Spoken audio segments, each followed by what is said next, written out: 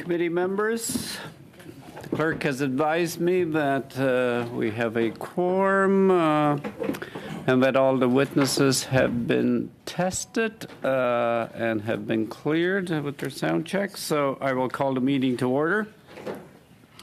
Welcome to meeting number 44 of the House of Commons Standing Committee on Human Resources, Skills, Social Development, and the Status of Persons with Disabilities. Today's meeting is taking place in a hybrid format pursuant to House Order of June 23, 2022, and therefore members are attending in person and remotely using Zoom. To ensure an orderly meeting, I would like to make a few comments for the benefit of the witnesses and members. Before speaking, please wait until I recognize you by name. For those participating virtually, please use the raised hand function before speaking, and please check to ensure you unmute yourself before you begin to speak. When you're done speaking, put your mic on mute again to minimize interference. For those in the room, if you wish to speak, the microphone is controlled by the verification officer, and the clerk and I will manage the speaking order, and we appreciate your patience. You may speak in the official language of your choice. Interpretation services are available for the meeting. For those participating by video conference, you have the choice of either floor, English, or French. For those in the room, you can use an earpiece and select the desired channel. And I would remind again that the testing has been done with the witnesses and the interpretation services are fine. I would like to remind all participants that taking screenshots is not permitted. Should any technical issues arise or we lose interpretation services, please advise me. We'll suspend while they're corrected. Bill C-22, an act to reduce poverty and to support the financial security of persons with disabilities by establishing the Canada Disability Benefit and making a consequential amendment to the Income Tax Act. Pursuant to order of reference of Tuesday, October the 18th, 2022, the committee will resume its study of Bill C-22, an act to reduce poverty and to support the financial security of persons with disabilities by establishing the Canada Disability Benefit. I would like to take a moment to remind those participating in today's meeting, as well as those observing the proceedings in person and on video, that the committee adopted a motion on Monday, October the 24th, that instructed the clerk to explore options to allow for the participation of all witnesses and members of the public in the context of the consideration of Bill C-22, which include planning for inclusive and accessible meetings. The committee made arrangements for sign language interpretation in both American Sign Language and Quebec Sign Language for those witnesses appearing in person and by Zoom. And for those individuals in our audience, the sign language interpreters are being video recorded to be incorporated into a video recording of the proceedings that will be made available at a later date on Parleview via the committee's website. To assist the interpreters in their work, I kindly ask all members and witnesses appearing today to introduce themselves when speaking and to speak slowly. Finally, if a member of the audience requires assistance, please notify me. I would like to inform all members that the witnesses appearing, as I stated, have completed the technical connectivity and equipment test. And I would like to remind those appearing virtually, including members of the committee, if you do not have an approved parliamentary or House of Commons headset, I will not recognize you to speak. So I would like to welcome the following from the Confédération des Organismes de Personnes Handicapées de Québec: Paul Lupin, Chair; André Prévost, Executive Director; Spinal Cord Injury Canada, William Adair, Executive Director; the Local Community Food Centre, Matthew Maynard, Community Connector; and Karen Wood. We'll start with Mr. Lupin for 5 minutes, please. Mr. Lupin, you have the floor. Merci, Monsieur. Thank you, Chair. I'm Mr. Lupien, President of COFAN, and I'm accompanied by Mr. André Prévost, who's the Executive Director of COFAN. On behalf of the Confederation and all the organisations that we represent, we'd like to thank you for giving us the opportunity today to express ourselves and bring some recommendations on Bill C-22 before the committee. The Confederation of Organisations of Persons with Disabilities of Quebec is a non-profit organisation incorporated in 1985. Its mission is to render Quebec more inclusive in order to ensure the full social participation of persons with disabilities as well as their families. It brings together over 40 regional and national organisations and groups of persons with every type of disability. So it was founded in 1985 by and for persons with disabilities, and COFAN is an autonomous community action group for the collective defence of rights whose mission is to make Quebec inclusive to ensure full social participation of persons with disabilities and their families. It is a French language organisation that serves to bring together and support many national and regional organisations of persons with disabilities and their families.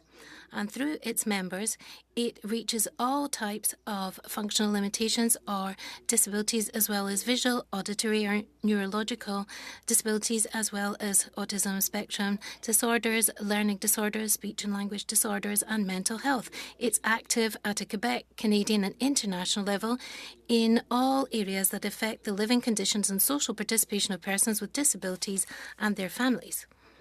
COFAN is also the largest multi-disability confederation of French-speaking organisations dedicated to people with disabilities in Quebec. Here are the principles that guide our actions. There are 6 main guiding principles for COFAN, namely full inclusion, rule of law, right to equality, universal accessibility, accommodation, and compensation for the extra disability-related expenses. This last principle is very relevant within the context of the Canada Disability Benefit. COFAN believes that compensation measures should be established to meet the different needs of persons with disabilities, with a view to reducing the impacts and extra costs related to disabilities. This compensation could take different forms, such as goods, direct services, allowances, tax measures, etc. And now I will give the floor to Mr. André Prévost, Executive Director, who's going to give COFAN's views on Bill C-22. Thank you very much, Mr. Lupien. Thank you, Chair. So COFAN is of the opinion that the adoption of Bill C-22 without amendment before the holiday season would be a beautiful gift for many persons with disabilities, involving persons with disabilities as equal partners in the co-design process by regulations, namely by us and for us, is certainly a preferred means forward. Thus, payment of this benefit by fall 2023 seems to be a realistic and necessary target to meet by all of the political parties in the House of Commons. We are aware that legislators feel uncomfortable voting on a framework law that contains very few details. However, consultations with persons with disabilities are still ongoing, which will allow us to garner competent advice. Prévost, there is an issue with the sound quality. Oh, the screen. The screen is turned off.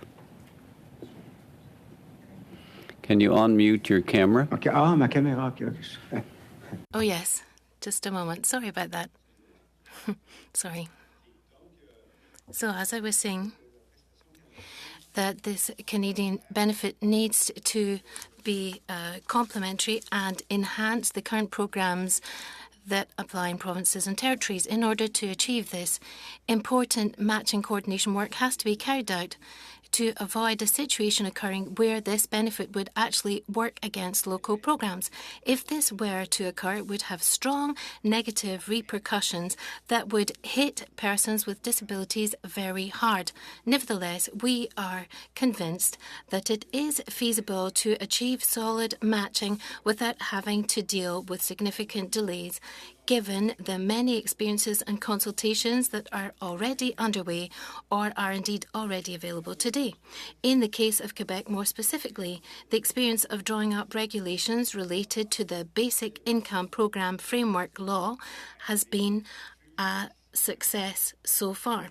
This provincial programme represents a major step forward in the fight against persons with disabilities poverty in Quebec, which the Canadian benefit should then supplement and enhance or top up, and where applicable, enable the programme to address needs that still remain unmet. In order to achieve this, there absolutely has to be significant coordination and matching of the two programmes. We think that's necessary. There also needs to be determined an indexation method for the Canadian benefit and the Quebec Basic Income Programme in order to avoid a situation where there would be annual indexation of Quebec's persons with disabilities income according to one rate federally and or quarterly indexation using other rates.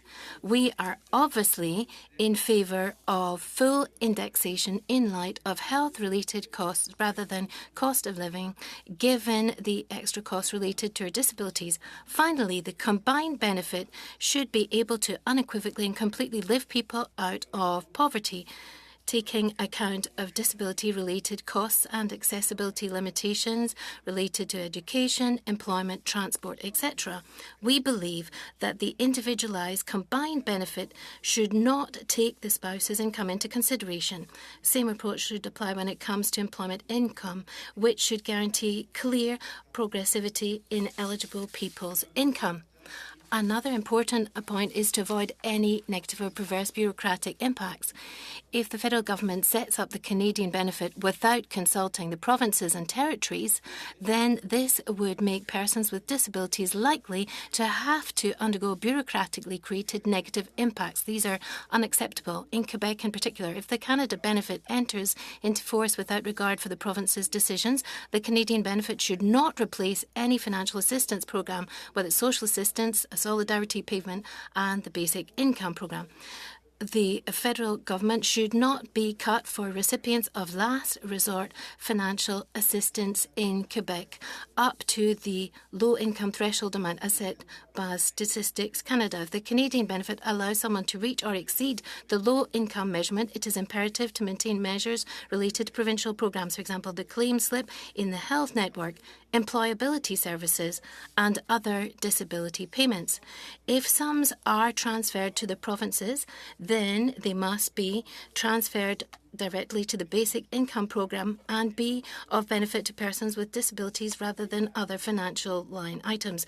They should be used to reach and track the low income threshold measurement defined by Statistics Canada and be redistributed by Quebec within the framework of the Basic Income Programme, taking account of the same eligibility criterion as at a federal level, namely one person equals one cheque, without looking at spouses' revenue. Finally, from the perspective of a transfer of the Canada Disability Benefit to Quebec, the surplus not distributed to persons without disability should be reinvested in other disability-related programs, namely home support, adapted transport, or home adaptation measures, etc.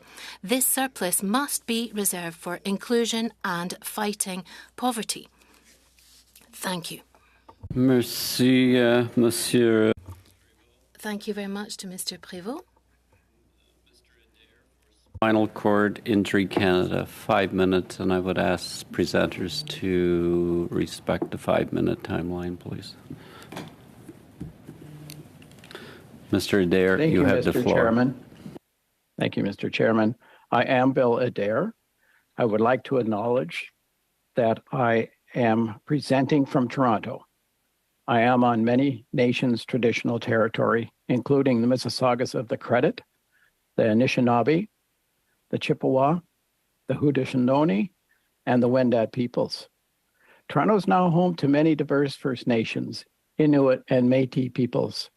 These are the traditional custodians of this land, and I pay my respects to their elders past and present. I'm speaking to you today as the Executive Director of Spinal Cord Injury Canada. Our federation of organizations was founded in 1945 by World War II veterans.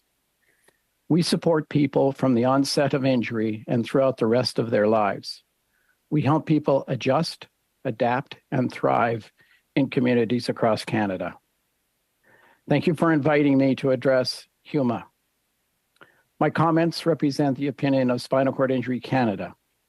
Additionally, what I have to say has been influenced by my personal lived experience with disability. My 50-year career promoting the inclusion of people with disabilities and a shared position on Bill C-22 formed with 9 other disability organizations. I begin by declaring the urgent need for the proposed Canada Disability Benefit. We first heard about the benefit in the 2020 throne speech. We are nearing the end of 2022, and people with disabilities living in poverty have waited long enough. During the recent pandemic, it was evident that people with disabilities faced widespread social and economic deprivation. General costs soared. People had extra expenses for things like masks and gloves. Sometimes they even had to cover the cost of masks and gloves for their support workers, who might have shown up without any. Food banks that once might have provided support were unsafe because of the lack of transportation to get there and because of other people who could be carrying COVID. If your immune system is weak, your risk is more significant. Sadly, expenses and risks have not eased up for people with disabilities. Many people live in excruciating poverty without access to support, services, and other necessities of life. And now some people with disabilities have chosen to access medical assistance in dying as the only answer to end their suffering, even when their end of life is not evident. This reality is not my Canada, and in this regard, I am not proud to say I am a Canadian. After reflecting on what I just said, are you? The Canada Disability Benefit must assure a minimum standard of good living and lift people out of poverty. It must be a catalyst to help people find opportunities to participate in society. We appreciate that Bill C-22 is a framework bill, leaving the government to determine many details through regulations. Without a doubt, we need a rapid approval of Bill C-22. We request that you strengthen the bill with the following 2 principles. Number 1, there must be a robust and meaningful engagement of people with disabilities when developing the regulations. Number 2, the Government of Canada must accelerate the regulation development process so that payments to people with disabilities can begin within a year of passing the Act. Once the bill is passed, Spinal Cord Injury Canada will be ready and expects to work with the government on the regulations. But for now, please be quick with your decisions. Pass Bill C-22. People's lives are at stake. Thank you. Thank you, Mr. Adair. We'll now move to the local community food center, and either Matthew Maynard or Karen Wood. Hello? Ms. Wood, are you? Yes, I'm here. Okay, good. Okay. Hello, my name is Karen Wood. I would first like to thank you for allowing me the opportunity to speak with you and to listening to me. I am a resident of Stratford, Ontario, and a recipient of the Ontario Disability Support Program because of spinal-related disability along with severe fibromyalgia. I am not here to give you my hard luck story. I'm not a professionalist lobby. I'm here to share my own experience with you so you can make this potentially transformative bill the best it can possibly be and deliver it to folks like me who so desperately need it now. Here with me is Matthew Maynard, who is an advisor and advocate at the local community food center here in Stratford. The local is part of the national network of 15 community food centers across the country, with 2 more on the way. In addition, we work with over 300 good food organizations to advocate for policy changes that will increase people's income so they can afford adequate quality food accessible to all as a matter of a human right. When I heard about the local, I actually came to help others who need it.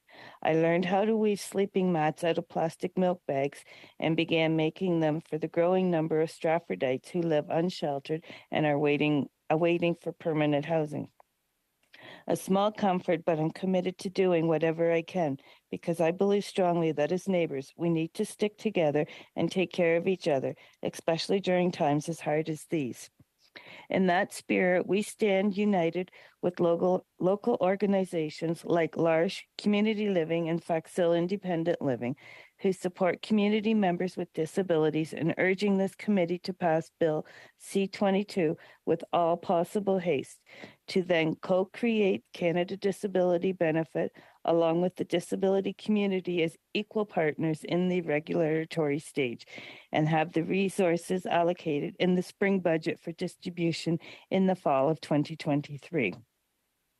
When fewer than half of the working folks in my county make less than a living wage, what hope do those of us who depend on shameful, inadequate social assistance have in accessing the basic necessities of life?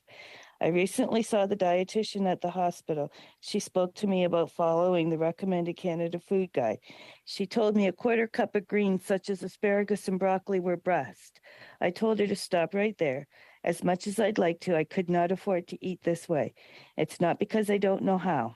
I live below the poverty line, so how am I expected to follow Canada's food guide? There is very little choice in the matter for those of us who rely on food banks and community meal programs to get by. When quality, nutritious food is out of reach, you can probably imagine that getting a haircut or sharing a cup of coffee with a friend at a neighborhood cafe is a luxury that I can very rarely afford. In fact, sometimes even medical necessities and things that my doctor has recommended, like a walker or a shower chair or safety bars around my tub and toilet, come out of my already impossibly stretched budget. In July, for example, I broke my foot and had to purchase an air cast boot. This was an extra $86 that I had to pay and caused me serious financial strain.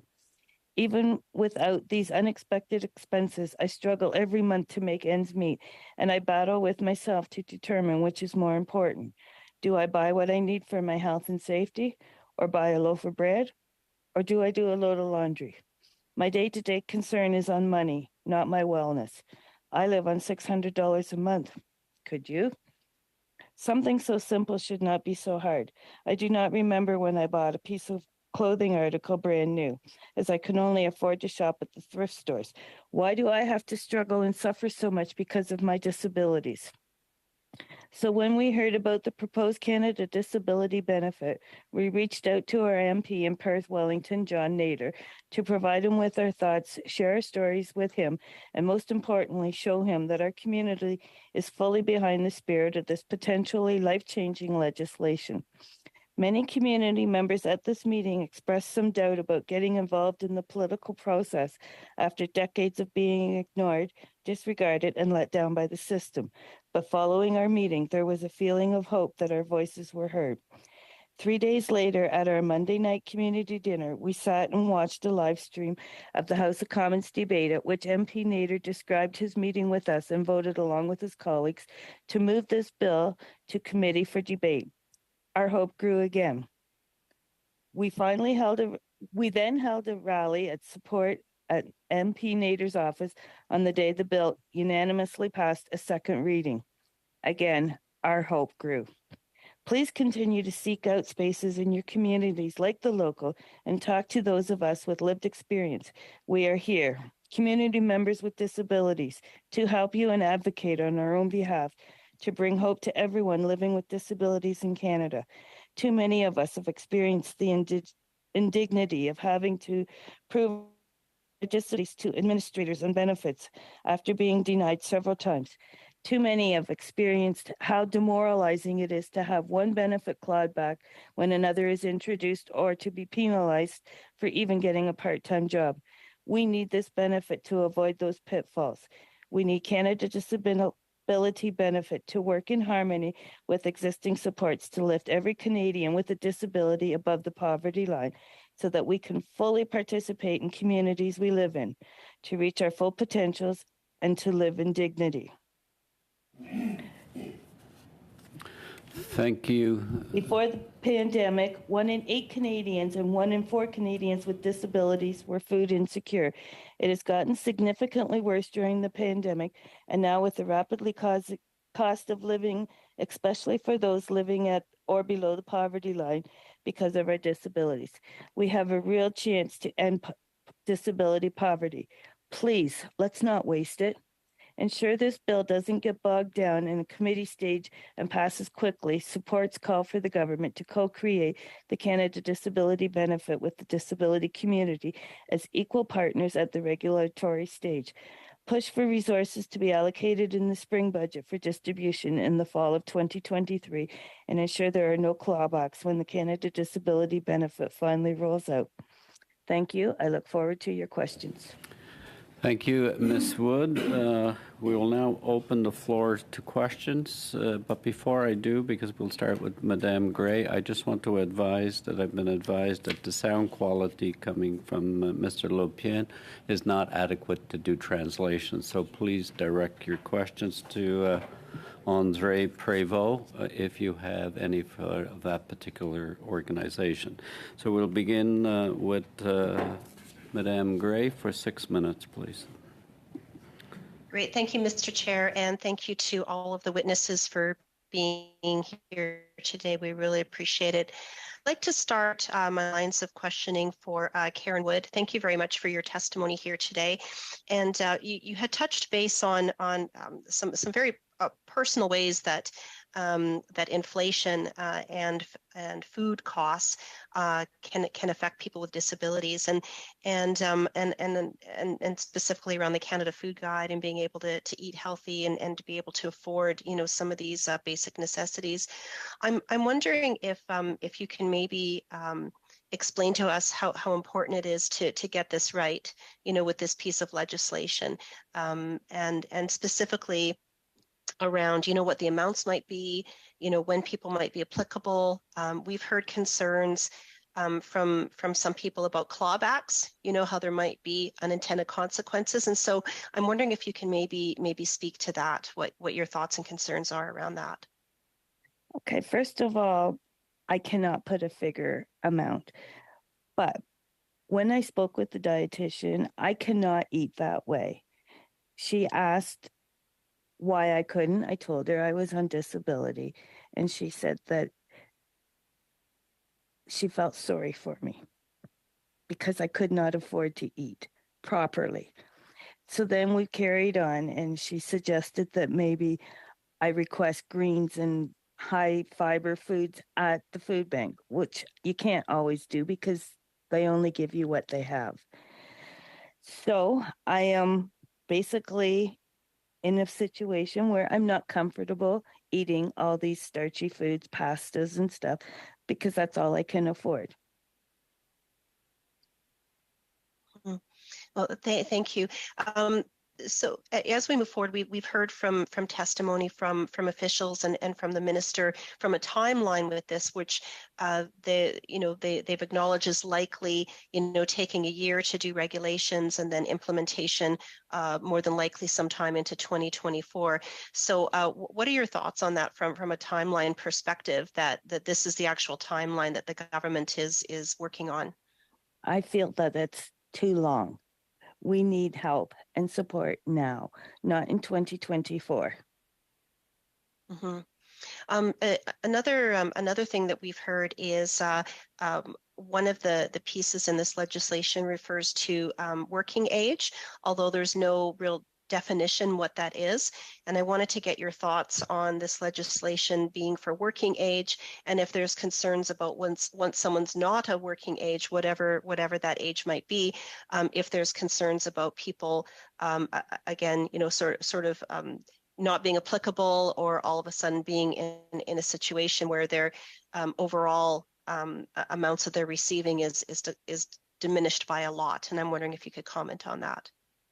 Well, a working age, after that means that we're no longer disabled, that we go on old age pension.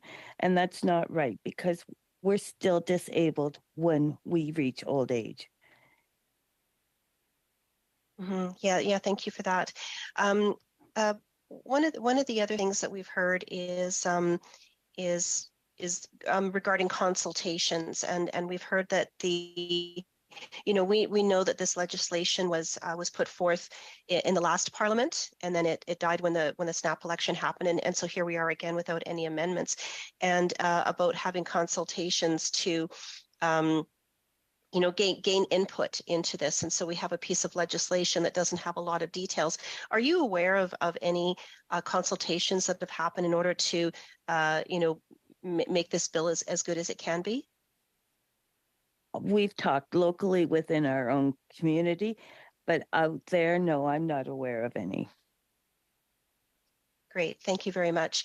I'd like to turn just a quick question. I've only got a few moments here left to Mr. Prevost, and the question that I had was if you've heard if there's any consultations that are happening between the Quebec government and the federal government on this legislation. Écoutez, je peux pas vous donner.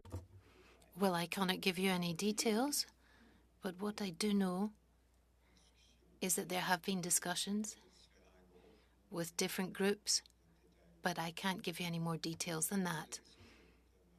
You need to put the question directly to the Quebec administrations, for example. Okay. One other thing, I've actually just a few more seconds here, is you had mentioned a timeline that you had thought which would be sometime around fall 2023.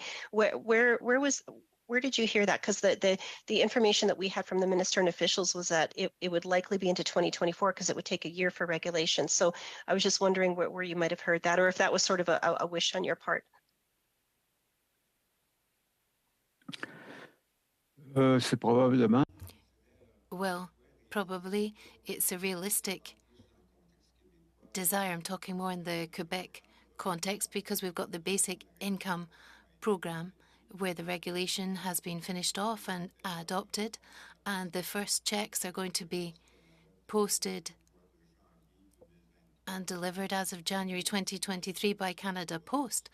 So we think as all that's ready in the Quebec context, we don't see why we couldn't harmonise the Canada Disability Benefit with the Basic Income Programme as of fall 2023, because the parameters should remain the same, and then there's the question of indexation that needs to be fine-tuned, and we want it to be indexed upward so that we get above the low-income threshold and get a decent income with persons with disabilities. And the criteria is simple. It's a question of all of these extra costs for persons with disabilities. So there's no difficulty there, I don't think. We don't see why it should stretch beyond fall 2023. Thank you, Ms. Gray. Now, Mr. Long, for 6 minutes, please. Thank you, Chair. Good afternoon to my colleagues, and thank you very much to our witnesses in your testimony today. It's very, very important, and I don't think I've seen a thing that we've brought before HUMA, and I've been on HUMA for many years, that's as important as this and transformational as this. And I think when I look around the horseshoe here between the Conservatives, the NDP, the Bloc, and ourselves, I mean, we all agree of the importance of this legislation, this bill. And, very much like, the Canada Child Benefit, the Old Age Benefit, the GIS, it's transformational legislation. And we want to make sure, and that's why it's so important to hear your testimony, but we want to make sure that we do get this right. And we don't rush it. We certainly recognize the importance of expediting, but we want to make sure we get this right. And one thing that I want to ask all three of you First and foremost, is the relationships, how you see this integrating with provinces. And I mean, you know, there are a range of supports right now that persons with disabilities do access, you know, through provinces and territories. You know, whether it's a pharmacare program, home care program, employment support programs. So I'm going to start with you, Mr. Adair. I'm looking for your thoughts as to how we ensure that we intertwine, we work with the provinces to make sure that there's a net benefit for persons with disabilities. Thank you. Thank you for the question, and through the chair, I'm happy to respond to that. I think the first consideration is the importance of realizing that there are different poverty levels in different areas of our country, and a carton of eggs costs quite a bit different in Nunavut than it does in Ontario, at least Southern Ontario, Toronto. So this is a very important consideration to getting it right. The second consideration is to ensure that there are the conversations that take place between the provinces, territories, and the Government of Canada to make sure that as we build the regulations and as we determine the level of funding, that there are agreements with the provinces and territories that they will not claw back. So Karen talked to us about the situation where there may be a new benefit coming along, but then there's a decrease in another benefit, so there's no real gain. That's not what we're looking for here. And you're saying it's really important we get it right. So one of the reasons that the position of Spinal Cord Injury Canada is taking to pass the bill now is that we can work these details out in regulations. And we, as a member of the disability community, and the entire disability community is ready to put our shoulder to this wheel and to do it quickly and effectively and to get it right. Look at what we did with CERB during COVID. Did not take long. And if there's the will of the government to address this with the disability community in a co-creation process, as Karen explained, we're off to the races. And our country will change for the better, because once people with disabilities are no longer struggling to survive, they could be part of our communities. They'll start working. Some of them will start working more, paying taxes, and having a purpose in life. This is foundational legislation. Okay, thank you for that, Mr. Adair. And I'm going to try to come back to you, but Ms. Wood or Mr. Provo, do you have anything to add about how we make sure we negotiate with provinces or intertwine this benefit to make sure that there's a net gain?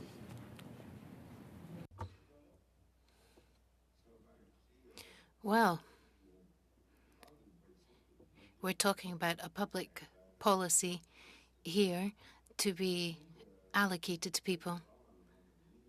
At some point in time, of course, there might be transfers to the provinces or territories, and the reality in each province and territory is different. In the case of Quebec, we've got the basic income program coming up, which means that we should reach the low-income threshold already in January 2023. But with the inflation underway, this will have to be increased gradually. Our concern is that the transfers could be redistributed, reallocated by provinces or territories towards other purposes rather than being used for persons with disabilities. And there, we're thinking we could go further with indexation, have total, complete indexation already. And if we're able to get that before we reallocate the money towards other purposes, we have to meet these needs that are not yet met. For example, the question of transport or extra health costs or adapting your home, for example, or even when it comes to employment incentive measures. There's lots of needs that are not being met that need to be taken into account before we even think about reallocating these sums towards other purposes. And it's not the first time that a programme has been created in Canada where there's already something provinces and territories in place. There are precedents, and in certain cases we have to admit that the sums have been reallocated to other missions, to other purposes. That's what we want to avoid happening with the Canada Disability Benefit. Thank you. Mr. Long, will Madame Chabot pour 6 minutes. You have 6 minutes, Madame Chabot.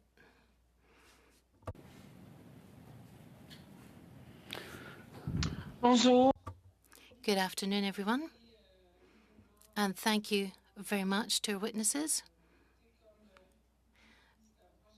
Well, this is a major bill, Bill C-22, as MPs.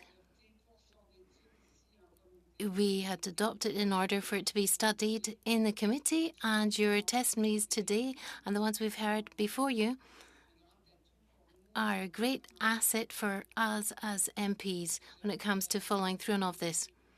I'd like to turn to Mr. Lupien and Mr. Prévost. I've understood that Mr. Prévost, you're going to be answering because of certain sound issues with Mr. Lupien today. So first of all, I'd like to really welcome what's happened in Quebec. I know there's been colossal work in terms of consultations to get this going. So for Quebec, it's going to be a real premiere to have this basic income program as of January 2023. But drawing on your testimony, I do have a question to put. You know, as you've said, it's uncomfortable for us to go for a regulation approach because as parliamentarians, it's a bit of a void. We don't hear about the terms and to whom this new benefit's going to apply and what the amounts are going to be, because for the government, we see it similar to the GIS model, and we know about that with our pension scheme. It's basically a supplement as of a certain income level. So my first question, Mr. Prévost, do you think it's essential to do this with a core regulation by and for the persons with disabilities organizations? I understand that's how we've done that in Quebec, but now we're talking about the pan-Canadian scale. How can we make sure that there will be a regulation that will meet everyone's needs in all the different groups? Because we want to ensure that the whole disability community is consulted, and how we're going to do that within this timeline if we want to have a benefit in the short term. What do you think about the timing for all of this, for these consultations? Well, that's a very big question that you put to me. Well, what pops into my mind by way of answer, and I can't give you a complete answer, of course, but what comes to mind is the question of intergovernmental coordination. In this file, perhaps more than in other files, we'll really have to work with this idea of intergovernmental coordination and define certain parameters that can be applied, perhaps not wall to wall, perhaps in a custom-made approach. A colleague earlier said that cost of living varies across Canada. That is true. But we have to realize that it's a benefit that we're granting, and we want to make sure that when we do our income tax filings that we lose all this or part of it. So that means that we really need to define this in a pan-Canadian way and set some big parameters which are based on principles. There's certain principles that have already been mentioned, and one of these is the question of extra costs. We understand that people have worked their whole life with a minimum income, and they get benefits when they're older, which are not very high. So we have to respect all of the different groups, all the different types of clientele. But this idea of extra costs has to be enshrined in the terms of the benefit that's going to be coordinated between the federal, provincial and territorial levels. So there I'm raising one parameter, but there could be a whole series of parameters, because you can't just pluck an amount out of thin air. It's more complicated than that. We'll need to work on the basis of parameters to explain more or less the rules of the game with intergovernmental consultation, so that we can be fair and so that we can ensure justice.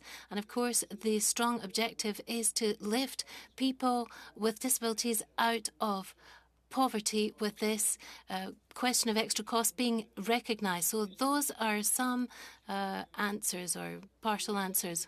Well, that's interesting, because for MPs that gives us some ideas to work on, because we're faced with a blank page at the moment.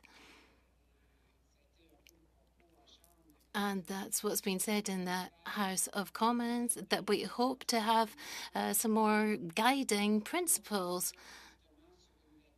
And then on this question of parameters, the bill is aimed at people with disabilities of working age, and we put this question to the minister and public officials. So it's 18 to 65 years of age, because I said before 18, there's already benefit, and then after 65, they've got their pension. So there are certain witnesses who've said we need to expand this.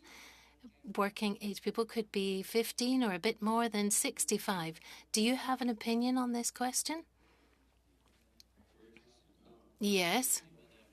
Thank you, Madame Chabot. Madame Zerillo, for 6 minutes.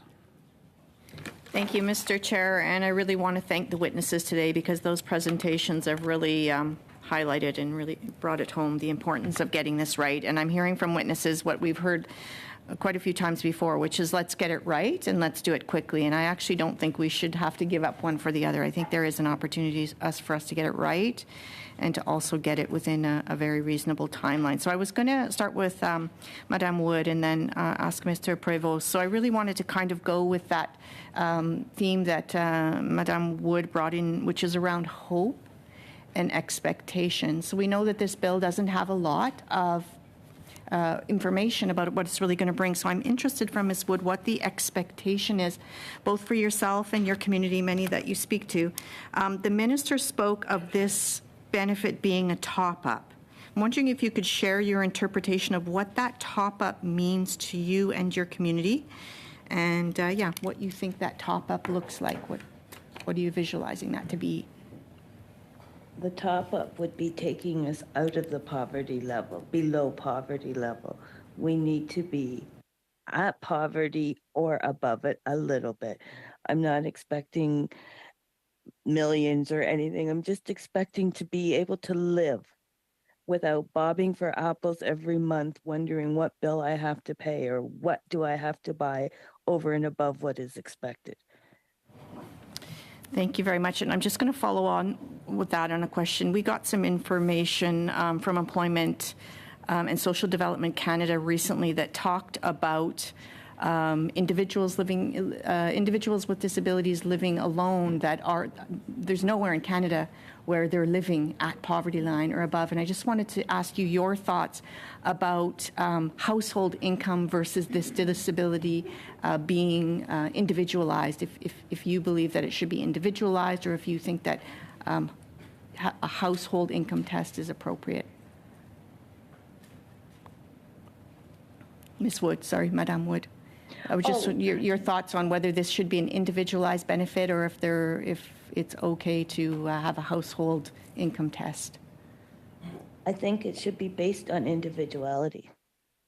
And we heard that a number of times, so thank you for that. I wanted to go to Monsieur Provost on the same question around the top-up. So I'm really trying to get an understanding of what is the expectation out there in the community. With very little detail, people must have an idea in their mind what it should be or could be. So just that same question about the minister speaking of this as a top-up. Could you share your interpretation of what that means, what that top-up looks like?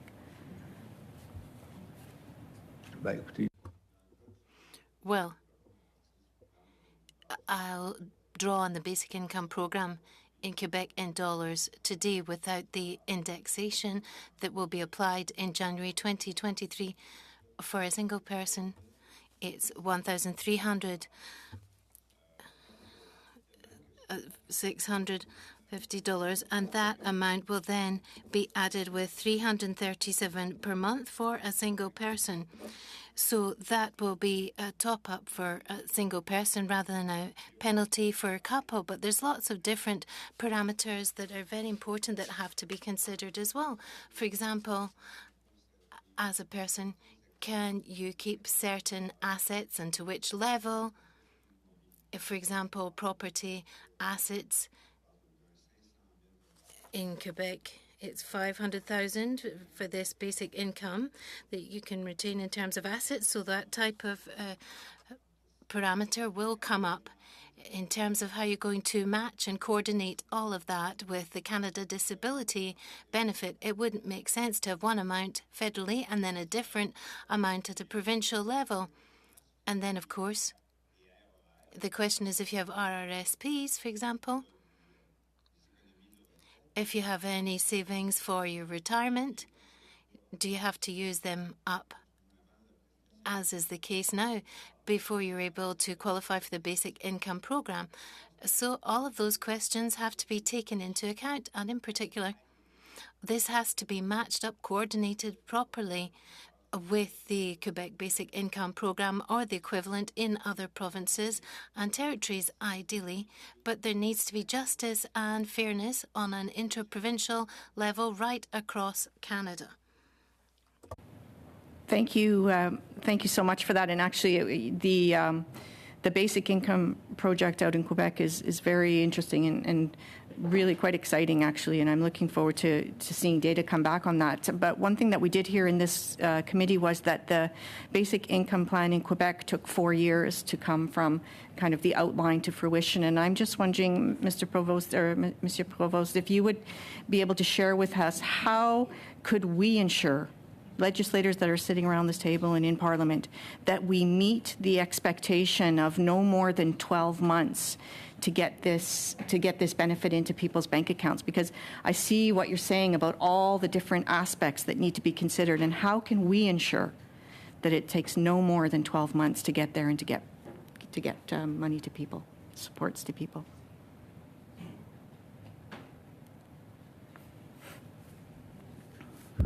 Who are you directing that question to? Yes, Mr. Provost. Mr. Sorry. Provost? Yeah, just to follow up on some of the commentary on basic income in Quebec.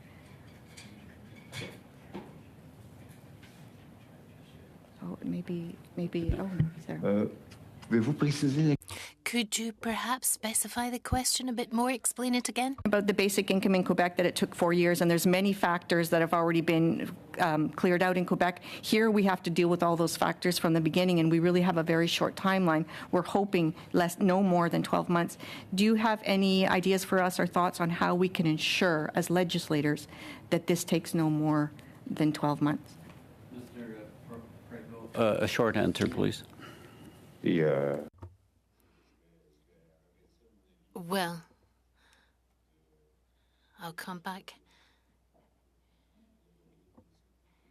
to all of this. I'm not a political expert, but in terms of methodology, there's certain provinces that have programs similar to the one in Quebec. So I would tend to think that there should quickly be a meeting organised to look at the programs that already exist and examine the different parameters to be applied. And after that first meeting, I think it would be very realistic to look at the state of play unless that's already been done. I don't follow everything that's happened in Canada in this area. And once there's been this initial meeting that could be organised quickly, then I think we could quickly identify the main parameters that need to be included in the law in its final version to accompany the transfers that could be made to the provinces. There's also the idea of having a direct check. We'll have to see how this is going to take place, but we're in the digital era. You can have bank transfers. That's something that's becoming more general. But to understand what's coming into your bank account, you have to set the parameters, which means there needs to be intergovernmental coordination. And why shouldn't we draw on what we've already done, which took several years to negotiate? So as I said, in Quebec, you can have assets of 500,000. Well, perhaps that's enough, perhaps that's too much, but at least you have to agree on the basic figures and apply that to everyone, and then you can update it in terms of, for example, the cost of living parameter and put a rate specifically for Nunavut compared to Ontario because there's different cost of living. Same thing for Quebec. But we need to have a rational approach. Thank you, Madame Zarrillo. Madame Ferry, for 5 minutes, please. Thank you, Mr. Chairman, and thank you to all of our witnesses for being here today. Appreciate your time and insight. If I may start with Ms. Wood, thank you for your testimony. Ms. Wood, I think, as a member of the opposition, you really want to make sure that we don't repeat some of the same mistakes that we have been seeing happen in other programs that have been rolled out. And so we want to make sure everything is done correctly. And the Auditor General's report has just come out, one in particular around housing. And right from the report, no one knows. CMHC has spent around $4.5 billion and committed another $9 billion, but did not know who was benefiting from its work.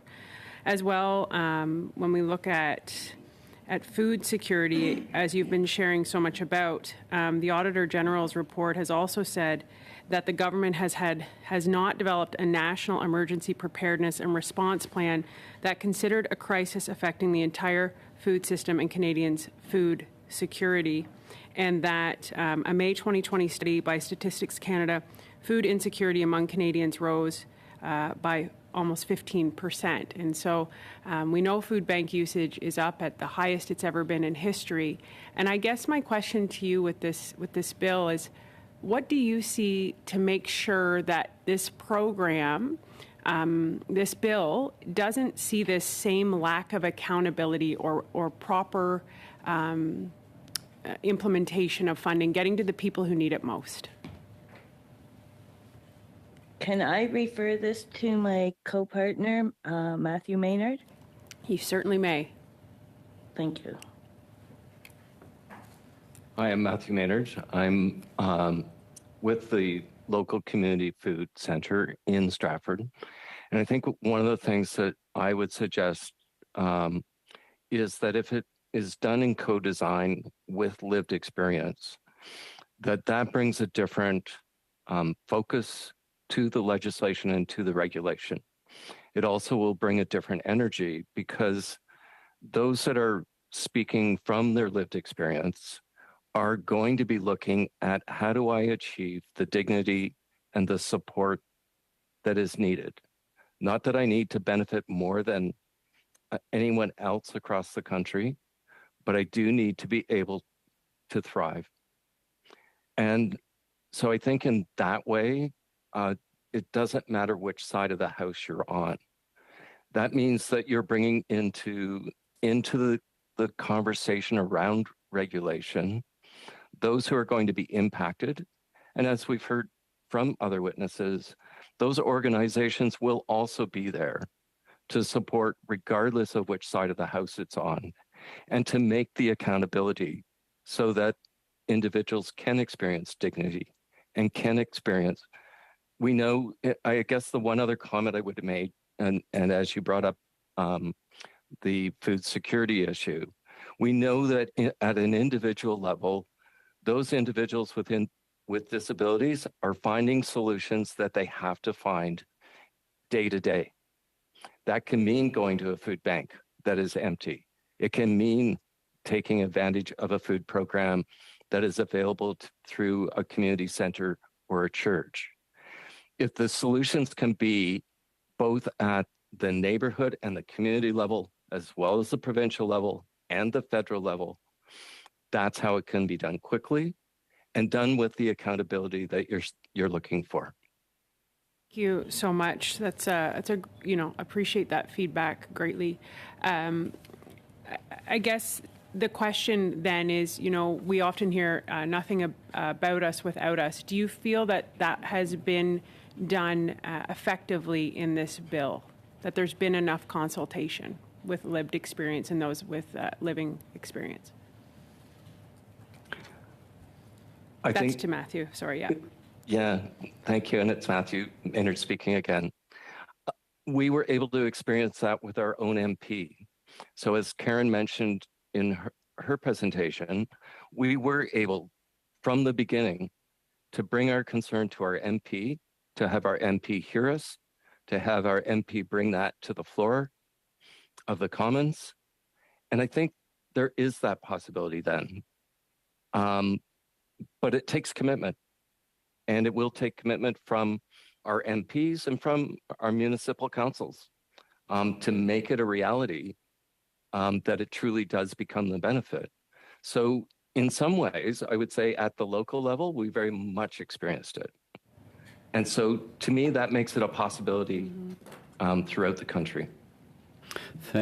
Thank you. I just want to say that's a shout out to John Nader, because he's their MP. So I just wanted to have that on record because he's a great guy.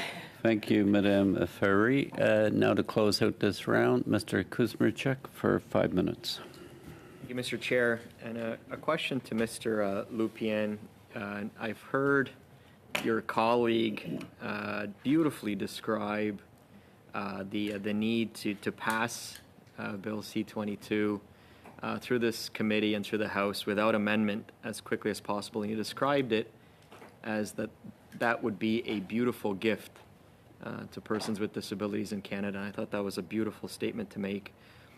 And we just seen a release signed by a number of Quebec organizations, including your own, that support persons with disabilities. And again, calls on the House of Commons to pass Bill C-22 without delay.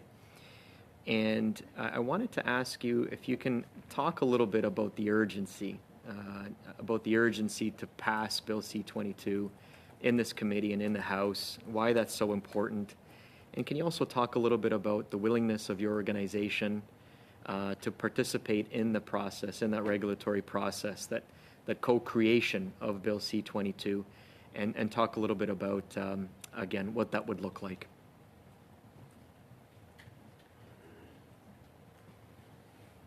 Moi, ce que je pourrais vous dire. Well, what I can see is that for persons with disabilities, there's a much higher cost of living under income and it's less. Because when we talk about the disability benefit, when you get about $800 a month, you have to find the rest to make ends meet. And then there's question of the guaranteed income. It doesn't go up that much. And those who've got social assistance, that's different. They get about $1,300, whether you're in a couple or not. Well, I was on social assistance, so I couldn't get the social assistance, so the disability benefit of $800 per month. I've used up all my RRSPs. We're running out, and I don't know how my couple will continue. Because if I'm not living alone, we really can't make it. We've been living off food banks for 2 years. We don't have choice. We don't have the income. We should have done something for persons with disabilities a long time ago and come out with a much higher guaranteed income. It's urgent throughout the country, wherever we live. Cost of living may vary, but the reality of being in difficulties is the same everywhere. And the quicker we can move to lift people with persons with disabilities out of poverty, the better the situation will be. As was said, sometimes I'm a bit ashamed of being Canadian as well, because we can see what's happening with persons with disabilities, and some people become people with disabilities and we're not appreciated. And we don't really feel that we're part of the population because we can't pay to go out now and again or have any small luxuries. We can't go to our friends and go out to a restaurant. We can't afford that. So we're deprived of certain things because of all of this. And the situation for persons with disabilities when you retire in Quebec, you get a cut of 32% if you've been living on disability. So my pension's going to be reduced. So is there some way of extending this disability benefit even into retirement? Because my cost of living will not go down. As a person with disability, I have to have certain gloves for using my wheelchairs. But if I go to the shop, it costs about $50, $60 per pair for each pair of gloves. So these are all these different extra costs. There's always additional costs coming up. Whatever our disability is, we always have to sort something out. And when we're talking about disabilities, the costs are much higher than the costs for normal goods. So it's very important to allow people to lift their heads above the water in Quebec and throughout Canada, because we really are in an impoverished situation throughout Canada. How much time do I have, Mr. Chair? You have 15 seconds. Okay. Okay. Quick question. I know that my colleague raised the question about Sir. accountability. It is written in this legislation. This is a question to Mr. Adair. It is written in the legislation that it will be reviewed by Parliament after 3 years post-implementation, and after 5 years after that. Can you speak to the adequacy of those accountability measures that are built into the legislation, that review and accountability measures that are built into Bill C-22? Yes, thank you for your question. I find it satisfactory. I would add another component to how do we know this is making a difference? And what difference is it making? What's the impact of providing the Canada Disability Benefit? And not just for people who are lifted out of poverty, but what's difference is it made for people living in Canada, for our country, for our nation, in terms of the on-tap potential work contributions and the talents that will come forward, and people will be able to participate in community activities and make our country even stronger. So we need an evaluation component to look at the impact of this benefit, not just on the people, but on our whole country. Thank you, Mr. Adair. Mr. Kuzmarchuk, this concludes the first round. We'll suspend for a couple of moments while the witnesses for the second round are cleared. Thank you. Thank you to all the witnesses who appeared in the first hour. Thank you for your time. My apologies, Mr. Lupien, but you did get an answer in the last question.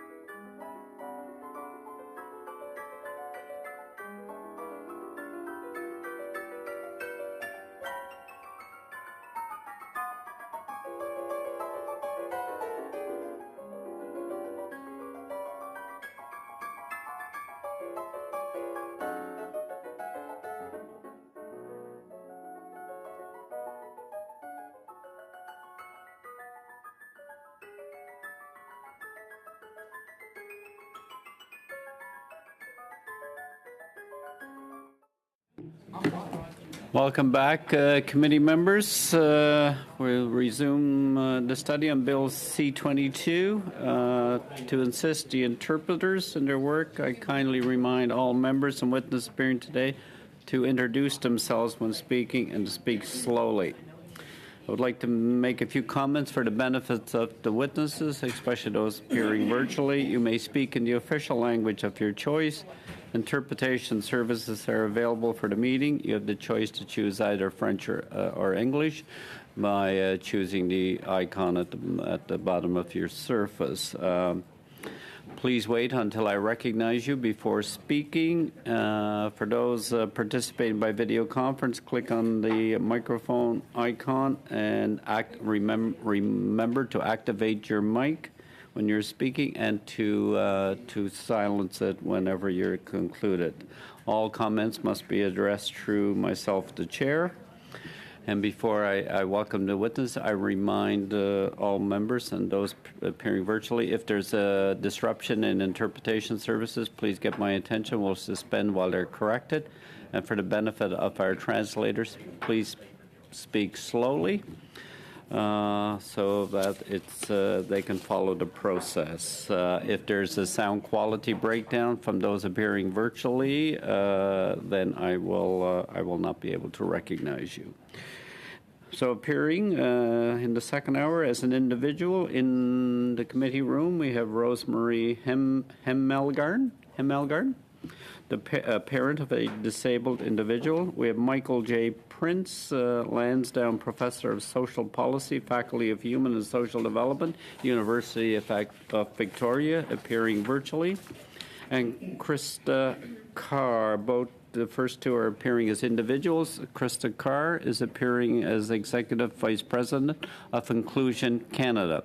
We'll start with Ms. Hemmelgarn for 5 minutes, please, and I would ask those presenting to respect the 5-minute opening comments, so our committee members will have the chance to question you.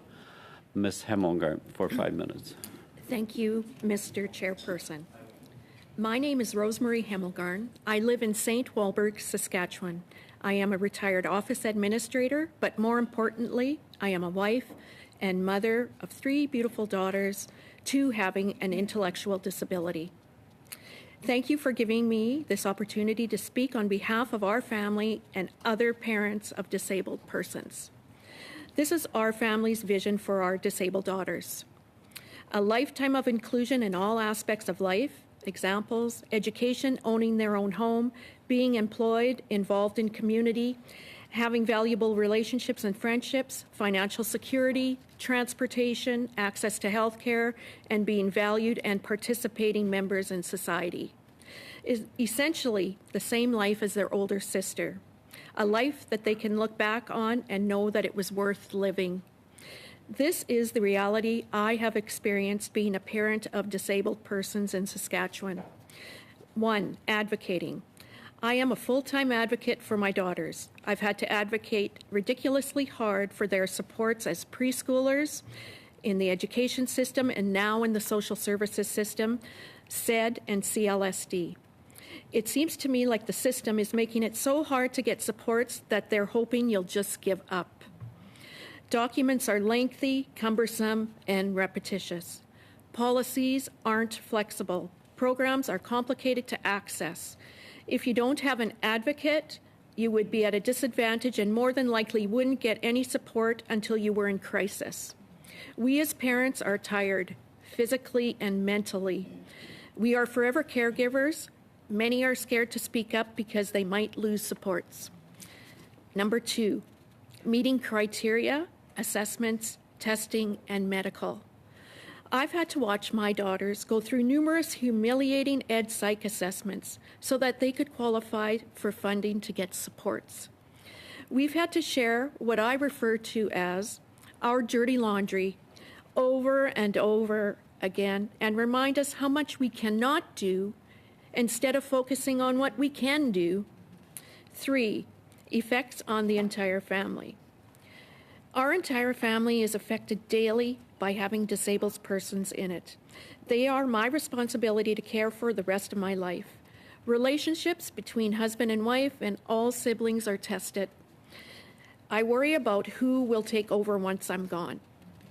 Number 4, financial security. Families are expected to risk their current and future financial security to care for their disabled loved one. Adult siblings are expected to take on added responsibilities. The income support disabled persons are currently receiving is already inadequate, and financial support is being stretched. Disability support amounts haven't risen with inflation and are lagging behind. Disabled persons should be able to save money, receive inheritance, or gifted money without having their benefits reduced. Number 5, being an employed disabled person and having their provincial disability benefit clawed back. Example, SAID in Saskatchewan. My daughter's employed and she can only keep $6,000 per year of her employment income. After the $6,000 exemption, she loses $1 from her provincial disability benefit for every dollar earned through employment income. This is clearly a disincentive to work if you are disabled. And then to top it off, the method the Saskatchewan government calculates the monthly SAID benefit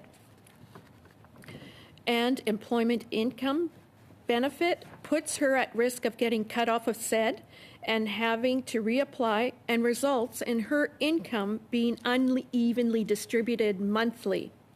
Sask Social Services expects employed SAID clients to budget their income. I'll just leave it at that. This is my recommendation. Pass Bill C-22 legislation immediately.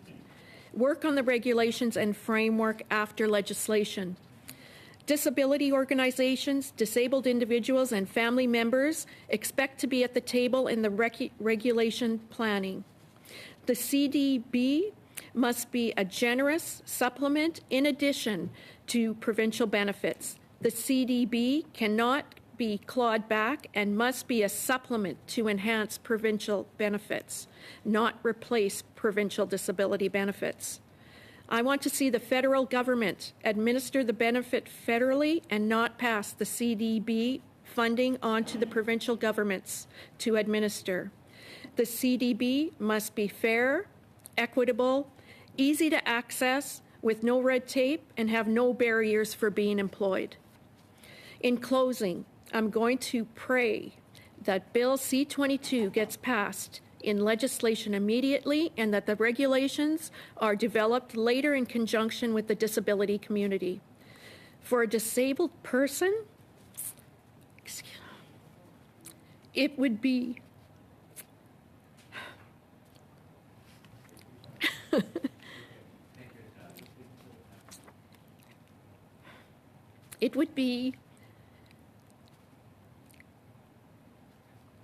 the most historical time in history to see Bill C-22 be passed and have disabled persons be removed from poverty. Even more historical would be the intention of C-22 not getting lost in the future. There's no interpretation.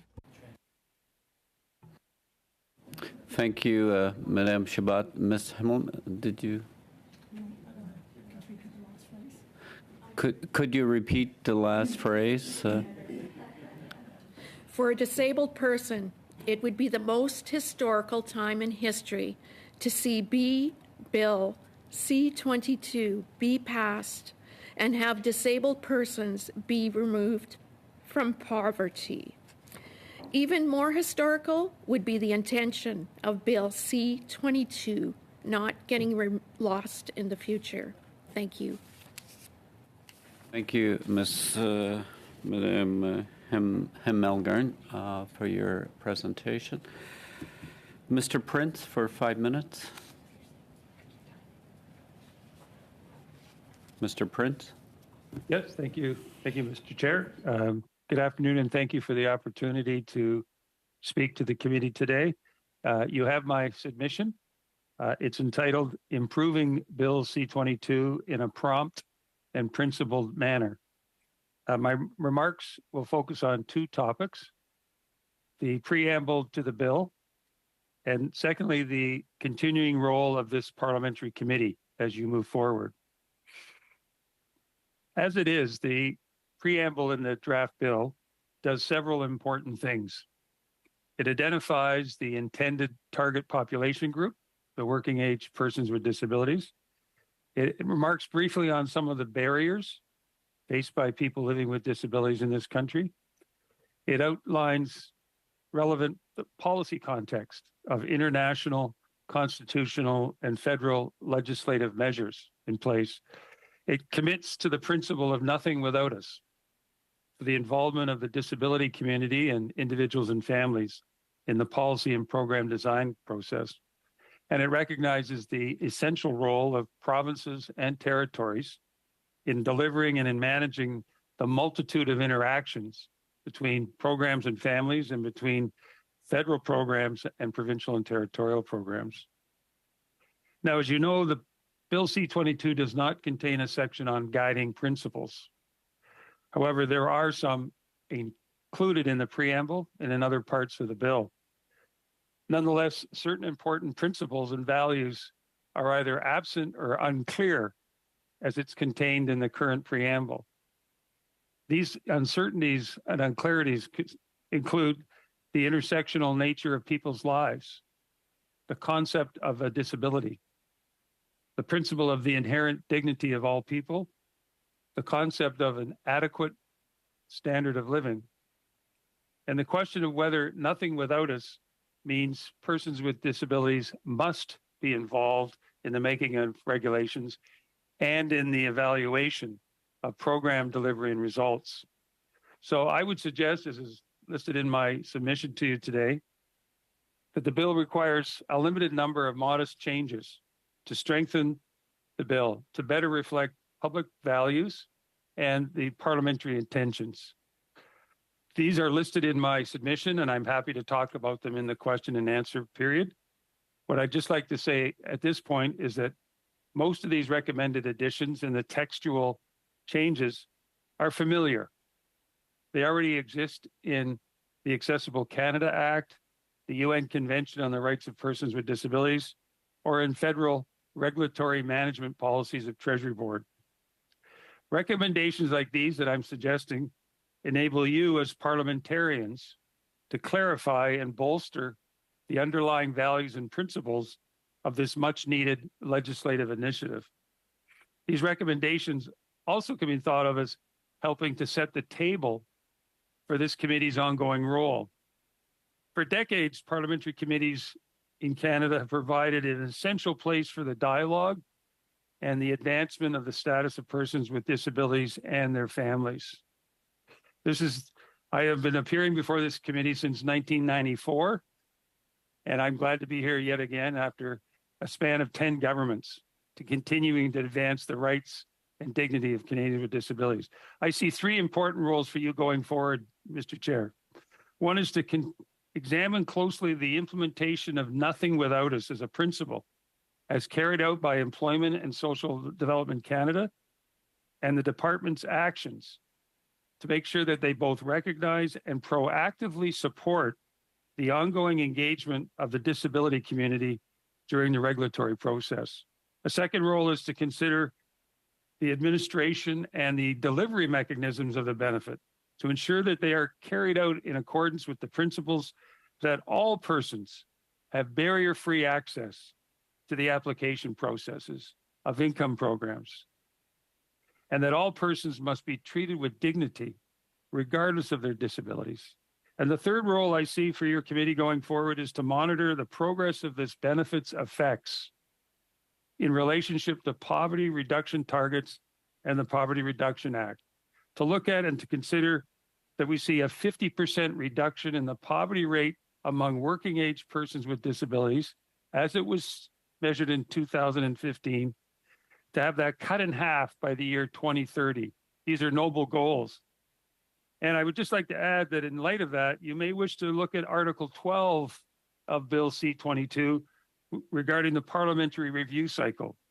As it stands, the bill suggests a review after 3 years upon the bill being enacted and put into place, and then thereafter 5 years afterwards, subsequent reviews. I would suggest perhaps a cycle of more frequently, that perhaps you review the bill 1 or 2 years after it's been enacted, and that you continue to review it every 3 years rather than every 5 years. That will enable an assurance to the Canadian disability community that this will not be put off for several years for review and consideration, that we will learn a lot in the implementation in that first 2 or 3 years, that flexibility and learning will be there and possible. And it will allow this committee to do its job of a thoughtful scrutiny and to uphold accountability of the delivery of this bill, that it makes a difference in the lives of people across the country. Thank you very much. Thank you, Mr. Prince. Now, Madame Carr for 5 minutes. Thank you very much, Mr. Chair, and the rest of the committee for the opportunity to appear before you today to speak about Bill C-22. I'm joining you today from Victoria, BC, the traditional territory of the Algonquin, Songhees, and Esquimalt peoples. And I'm very happy to be part of this critical discussion and the advancement of this foundational legislation to create Canada's first ever national disability benefit. The organization I represent, Inclusion Canada, was founded over 60 years ago. We are a national federation of 13 provincial territorial member associations, over 300 local associations, and more than 40,000 members across the country, supporting people with an intellectual disability and their families. Financial security for individuals with intellectual disabilities and their families has been a priority issue for our organization for many, many years. The creation of a Canada Disability Benefit has been a long time coming, but we're happy we are here now. We need to move quickly to pass this framework legislation, get the regulations developed, and get this benefit into the hands of people with disabilities. The people we support every day and many others with disabilities simply cannot wait. Bill C-22 is a historic opportunity to address the income security of people with disabilities in Canada. It is important to get it right. Past governments have prioritized the reduction of poverty for seniors and children with the Old Age Security and the Canada Child Benefit. It is well overdue that our government prioritizes the reduction of poverty for working age people with disabilities with the Canada Disability Benefit. Canadians with disabilities and their families face staggering rates of poverty that are inexcusable in a country like Canada. In Canada, 22% of people have a disability, with more than 40% of those living in poverty. But when we pull back the layers on this data and specifically look at people with intellectual disabilities, the rates are far worse. 73% of working age adults with an intellectual disability who live outside their family home live in poverty, compared to 23% of those in the same age cohorts among the general population. And this is truly unacceptable. With inflation at its highest level in decades, people with disabilities are falling deeper and deeper into poverty. Unfortunately, in Canada, poverty is the most likely outcome for someone with a disability. People are choosing between paying their rent and buying their food. They're taking risks with their health and safety. They're unable to access adequate health care and personal support. Pervasive ableism, discrimination, and legislated poverty are very real issues that people with disabilities battle every day. They can't get ahead, and they remain far below the poverty line. There are gaping holes in Canada's social safety net. The Canada Disability Benefit will begin to close some of those gaps.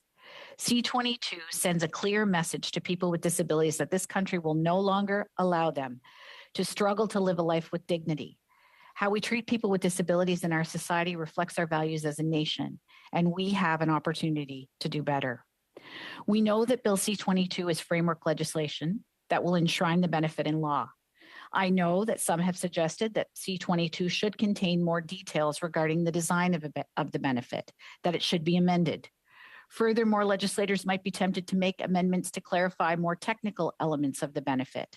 Although I clearly understand the motivations behind this, we do not think it is the best course of action.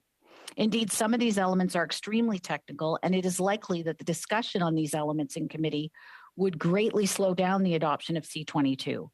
And with all due respect to the parliamentarians on this committee and beyond, in the spirit of nothing without us, we feel really strongly that it is persons with disabilities, their families, and representative organizations that are the ones who should be working arm in arm with government to design this benefit through the regulatory process.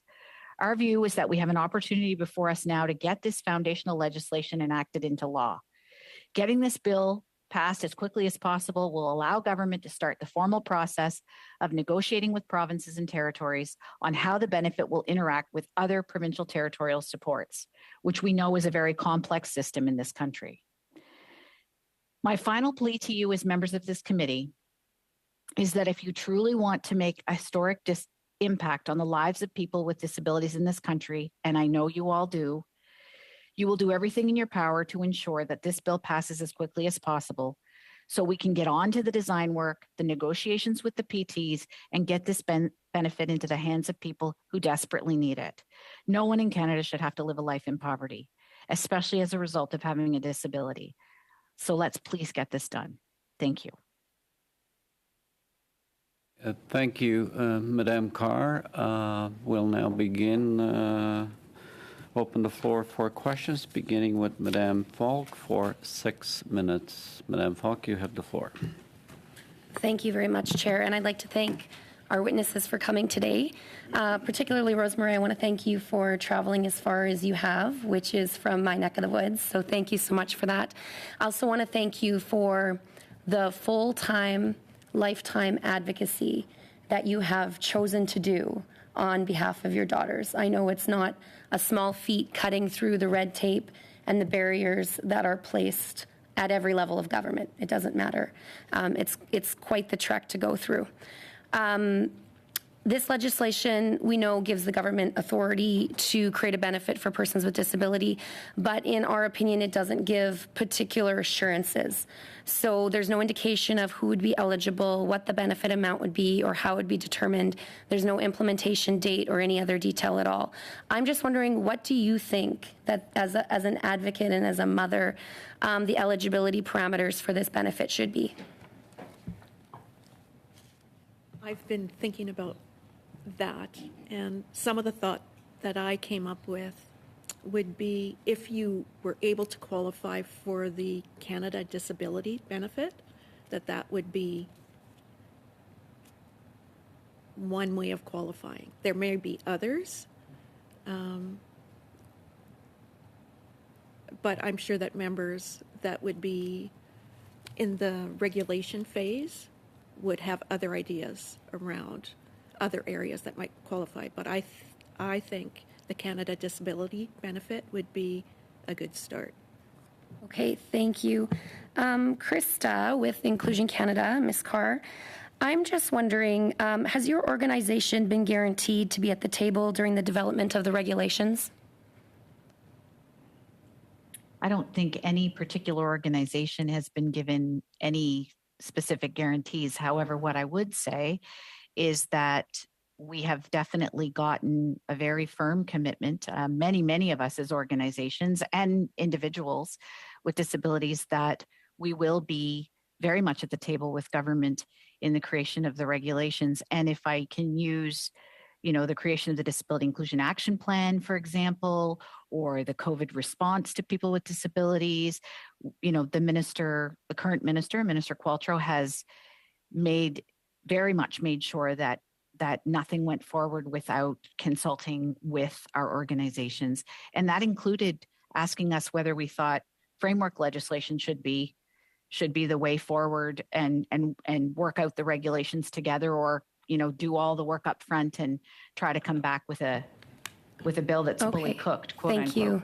Thank you, Ms. Carr. I guess I just have some hesitations just with my experience when I look at consultations with provinces in regards to other pieces of legislation. I haven't seen that happen, and the provinces haven't had that either. So I just really hope that there isn't that the government isn't misleading disability organizations and persons with disability, because this is so critical that we get this right. And I really want to make sure, especially when we have advocates like yourself and Rosemary who have been at the table now. I'm just hoping that continues afterwards. Bill C-22 has stated the intent to support the financial security of persons with disabilities, but the overall driving force of conversations around this bill is inclusion and the need to break down economic and social barriers that are limiting full and equal participation within society. The Quebec College of Physicians recently recommended to the Special Joint Committee of Medical Assistance in Dying that it would be appropriate to expand access to MAID to infants up to the age of 1 who are born with severe or grave syndromes. This recommendation is not only unethical, but it also flies in the face of the work that we are trying to do here today.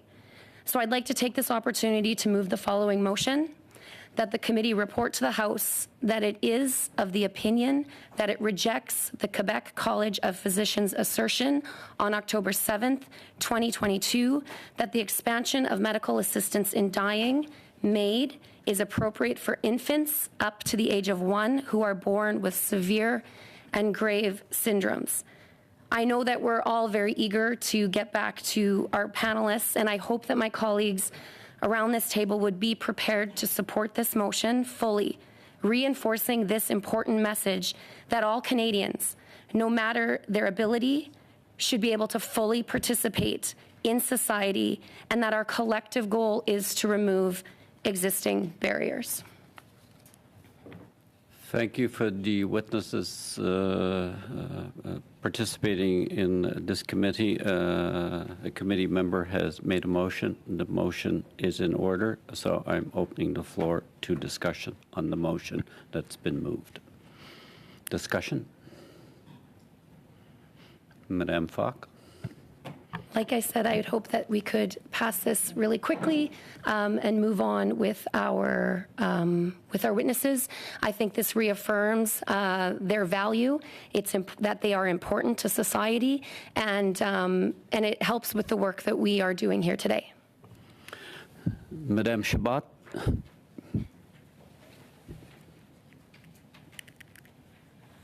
Madame Chabot, you're on mute. Yes. Yes, it's fine now. Chair, I understand that you believe this motion is in order. I believe it is not in order, and sorry to our witnesses, but it's a motion that relates to a group that could have been another group related to MAID, which is not at all the subject of our study. Unfortunately, we have a committee that is working on this, specifically an interparliamentary committee, so if there's questions, should be put in the House or they should be put to this committee. So I am against this motion. Madame Falk? Thank you, Chair. Chair, I have to disagree with Madame Chabot. The Minister for Children and Families answers to this committee. Minister Qualtrough answers to this committee. We have heard time and time again in this short study that we've done so far on Bill C-22 that we have people with disabilities choosing to end their life, not because they want to, but because they can't afford to eat or shelter themselves. I think that it is imperative that we stand with the community and reaffirm their value to Canada. Thank you, Ms. Falk. Madame Chabot, you still have your hand up. Is that left over? Mr. Chair, this is an extremely important debate around medically assisted dying and the right or the non-right according to certain people. And it's the subject of work in the House of Commons, and it's also being dealt with in an inter-parliamentary committee in a rigorous way that has to complete its work and is calling witnesses. We can be for or against, but I believe that it's a debate which concerns all parliamentarians and is being dealt with within this committee. So I do not see why this motion is being proposed, but my judgment is that we should not continue this debate here. It's a societal debate. It's important for the whole society, and we cannot accept a motion until we see the decision from the parliamentary committee that's working on this. So I'd like to repeat that would ask for a roll call vote on this, please. Ms. Falk and then Madame Zerillo on the motion. Thank you, Chair. I just want to add that this would reaffirm Minister Qualtroux's statement that was in the media, recorded in the media, that she thought it was appalling that this was suggested. So I think this is a great opportunity for our committee to reaffirm that. Thank you. Madame Zerillo on the motion. Thank you, Mr. Chair, and my apologies to the witnesses on this. I wanted to just follow up on something that Madame Chabot said, which is, there is an opportunity to bring this to the House itself, to have a wider discussion, because I think many were were horrified to see some of that testimony, and we're upset. But I think that, to the mover's point and to Madame Chabot's point, let's bring this to the House of Commons, and let's have, if that's what we need to do, then let's do it that way, because I think this is a very important topic that that has wider impacts than what's happening here at this committee, and then we could get back to our testimony today. We have a very short window. Thank you, Mr. Chair. Madame Falk, did you have Chair, can you call the vote? Well, when the floor is open, Madame Falk, you moved a motion, and it is debatable until nobody wants to speak. Seeing nobody, Mr. Long? Thank you, Chair. Although I understand the intent of your motion, I just feel like we have a committee that's studying MAID now. And I just feel it's outside the scope. So we can't support that. Seeing no further discussion, then I will call for a vote on the motion that was moved by Madame Falk. Clerk, call a recorded vote. Mr. Long? Against? Madame Martinez Ferrada? Contre. Against. Mr. Collins? Yeah, opposed. Not interested in wasting time. Mr. Coteau? Opposed. It should go to the other committee. Mr. Van Bynen? No. Ms. Gray? In favor? Mr. Aitchison? Yes. Ms. Falk? Yes. Ms. Ferreri? Support fully. Madame Chabot? Opposed. Ms. Zerillo? I'd like to see this come to a wider audience in the House of Commons for unanimity against. That's 4 yeas, 7 nays. Motion has been defeated. We'll return to the witness, beginning with Mr. Van Bynen for 6 minutes. Mr. Van Bynen, you have the floor. Thank you, Mr. Chair. I do want to express my appreciation to the many witnesses that we've seen over the course of this review, and particularly the insights that are being brought for our consideration and discussion. We've had a number of people appear as witnesses from many organizations representing persons with disabilities. One individual, for example, indicated that he had consulted with 37 groups.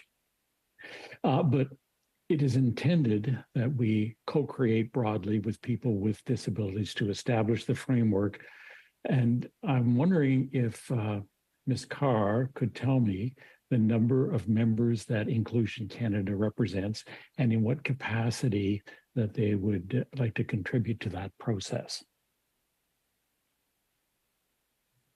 So thank you very much for the question. We represent, so we're a national federation. We have 13 provincial territorial associations, over 300 locals, and more than 40,000 individual members across the country. So it's a broad, certainly a national broad spectrum of people. We have conducted an extensive consultation within our own federation on this benefit, as well as having been part of a project funded through ESDC, where a whole bunch of national disability organizations were tasked with carrying out consultations across the country on this benefit, on the 4 pillars of the Disability Inclusion Action Plan, of which this was one. We led those consultations. So we certainly have heard from Canadians across the country, and there are a number of people, for all kinds of obvious reasons, that would want to be at the table. I couldn't give you an exact specific number, but people are saying that they want to have a say in the design of this benefit and what that looks like for everything from eligibility criteria to amounts, et cetera.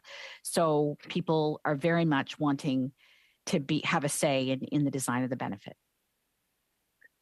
Thank you.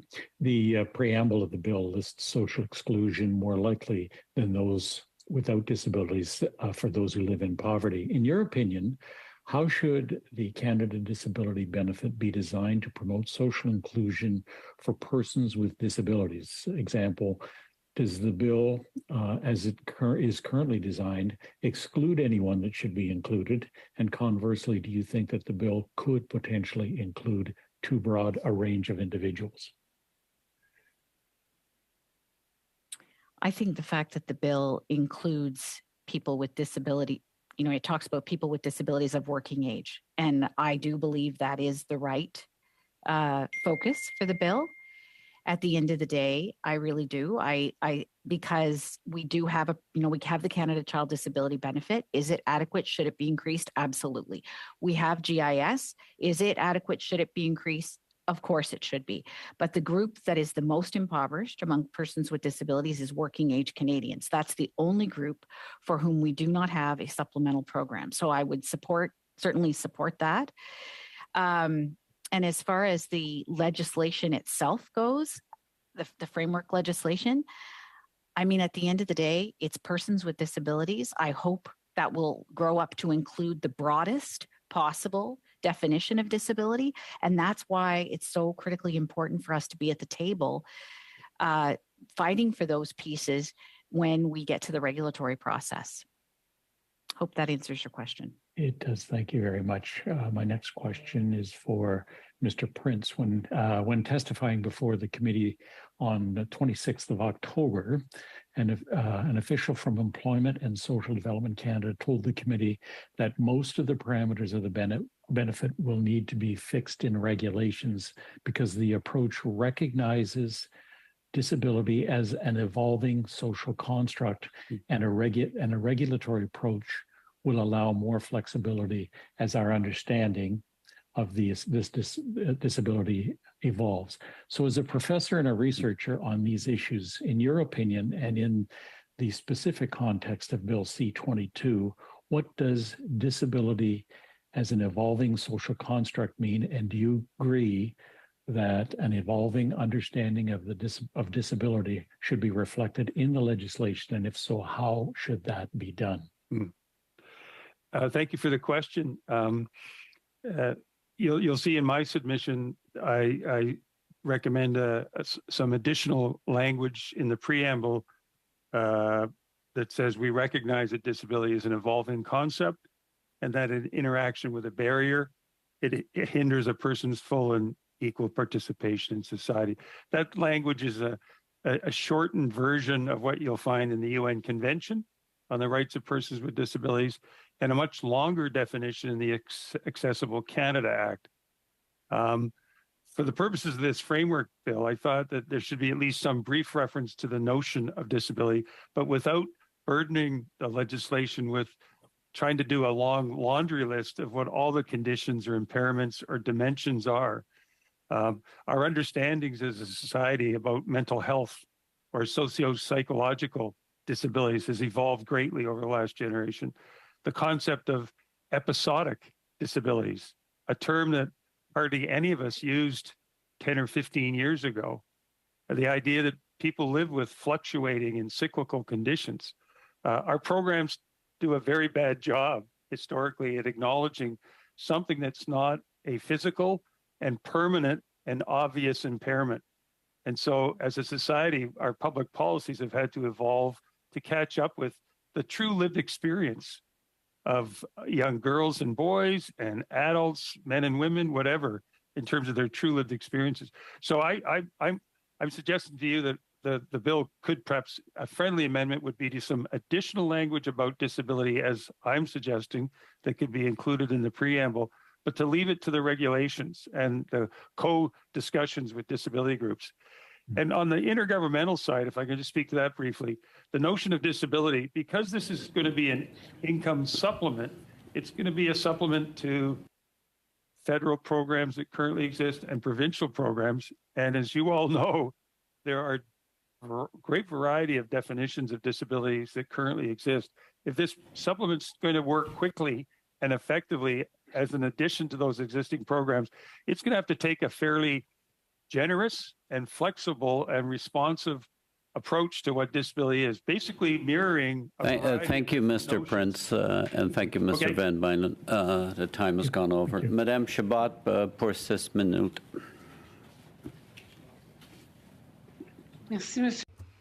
Thank you very much, Chair, and thank you to your witnesses. Mr. Prince, I'm going to continue with you on this question of this concept of disability, this construct. You're quite right. Even the definition in French and English is different. And in Quebec, I'll give you an example. We've seen this when we set up the single emergency benefit. Some people might have qualified, but in fact, because of the definition, there was 16% who didn't actually apply for that emergency disability benefit because of a definition question. So are you saying that we need to clarify this definition through co-regulation, or should it be the parliamentarians in the draft bill? Thank you for your question. I wouldn't suggest parliamentarians trying to solve this question in the draft bill. I think what it would do is what Madame Carr warned us about would be that if one tries to get into the technical details at this stage of a bill in a committee, it would unduly delay it and completely go against this great desire to perhaps tweak the bill, but pass the bill fairly quickly.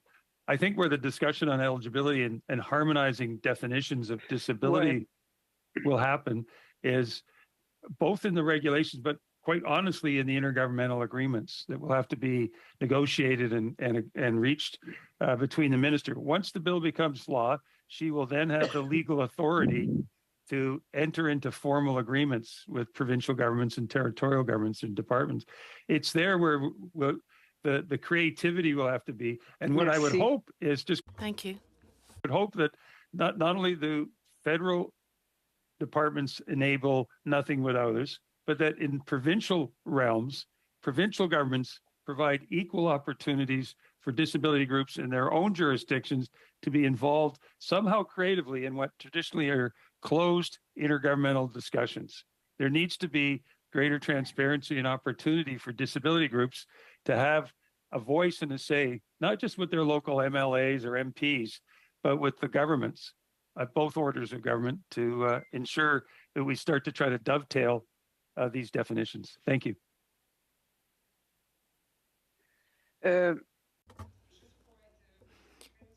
And Mr. Prince, just to clarify, you've talked about guidelines in the draft bill that weren't clear enough. For example, the nothing without us that needs to be further clarified, you've said. And then the question of the level of the benefit or the threshold level. And that's our real dilemma, and that's why your testimony is important. Should we clarify this upstream, so to speak, or should we wait and clarify all of that by regulation? Again, thank you for the question. I think this speaks to the issue of adequacy or the notion of what would this a floor or a guaranteed income supplement look like if it's modeled after the seniors benefit of the GIS. I'll embellish my answer to your question. I would think that this income supplement has to be GIS plus. The current monthly payments this fall for a single person on GIS is just over $1,000, $1,023. I think the Canada Disability Supplement has to be at least that. It needs to be like the GIS indexed quarterly to the cost of living. It needs to be non-taxable as a benefit, and it needs to have an earnings exemption associated with it, far more generous than this with the GIS. When the GIS was first introduced, there was a tremendously high clawback. The assumption was seniors weren't going to work in the 1960s and 70s. You retired, you got your pension, and that was it. We now know. So over the years, the earnings exemption attached to OAS GIS has gone up to acknowledge that people continue to work even if they're eligible for this benefit. But it's a very modest earnings exemption. With this Canada Disability benefit, there's an opportunity to set a very generous earnings exemption. Again, not everybody with a significant disability is going to earn a lot or work, but we need to send a signal that we are not labeling the recipients of this benefit as unemployable or having, by definition, working capacity. We have to acknowledge that there's a desire and an aspiration by many, particularly younger people with disabilities. There's a generational shift here in aspirations for work, and we need to support that. And that can be, again, I think these regulations can be done within 6 to 8 months with the full involvement of the disability community. If you look at the list of what has to be done in regulations under this bill, from A down to Q or however far into the alphabet it goes, a lot of those can be done pretty readily. So I'm confident that there could be payments possible to Canadians, certainly by very early 2020, at the end of 2023 or very early 2024, in the next fiscal year. Would you like? Okay, I finished, Mr. Chair. Thank you, Madame Chabot. Madame Zarrillo for 6 minutes. Thank to you. conclude. And I wanted to ask my questions to Madame Hamelgarn. And I just want to say how powerful your testimony was today. You speak for yourself and your family, but you also speak for many, many, many families that I've heard come speak to me over the years. And I just want you to know that you know this, but you're not alone, but that I see the fight and I see the exhaustion, and it shouldn't have to be this way for you. And I just appreciate you so much coming today.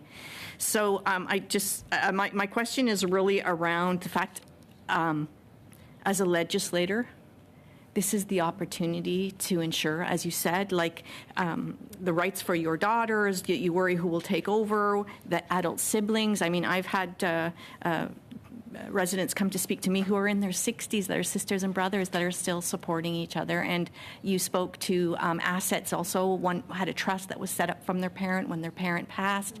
The person now has to go into some more assisted living, and they have to pay capital gains on their condominium that was bought by a trust. There are so many things that you just really, it was so powerful what you said today. So I feel the pressure of making sure that your daughters and other people's kids have the income supports that they need throughout their life. So I'm worried. Like this, to me, with having it all in regulation, it's almost like an untenable risk right now when the stakes are so high. To say, well, we don't know what the income is going to be. We don't know who's going to get it. We don't know when they're going to get it. So my question to you is just around that untenable risk of, what if it ends up not being enough to lift them out of poverty? So do you have any words for me as a parent, as a mom to a mom, how I can get over that fact that I feel like I need to do something to protect the adequate income in this bill in regulation rather than just in legislation rather than just in regulation? How can I get over that? Just let the chips fall. There's a lot of parameters that could be taken into consideration. And if I'm answering with the attention of your question, things that I listed like inheritance, right? Or if you're gifted money right now, if my daughters are gifted money, they have to report that money to SED and their benefit gets reduced. This is gifted money, right? I just feel it. Why should a disabled, if I were to get gifted money or if I were to give you gifted money, there wouldn't be a problem.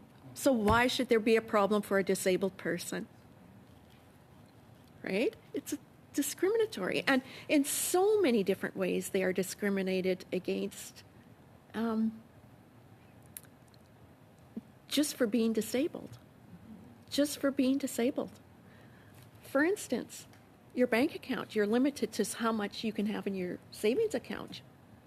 Why should a disabled person or their checking account have a limitation for the amount of money that they can have in their savings account or checking account? Nobody else has to worry about that.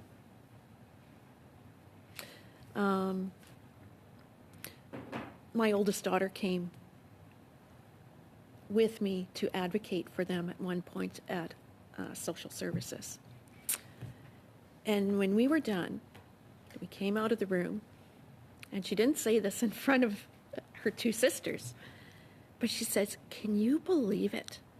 I couldn't believe that. Can you believe we had to walk into the room, we had a glass window, you know, that we had to talk to a person and say, could we make an appointment and see our social worker?"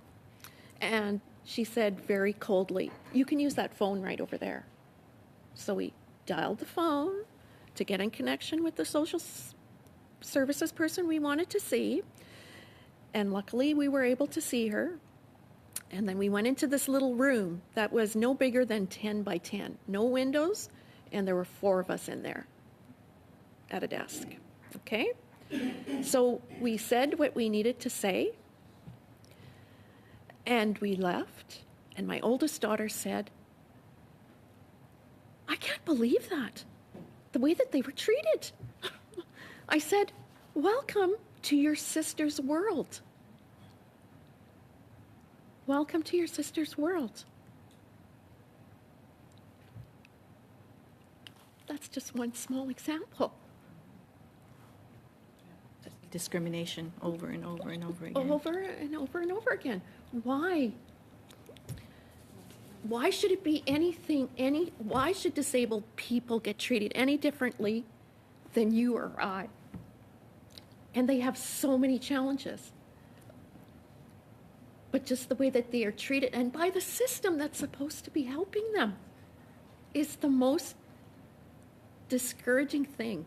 When I had to advocate with SED and social services,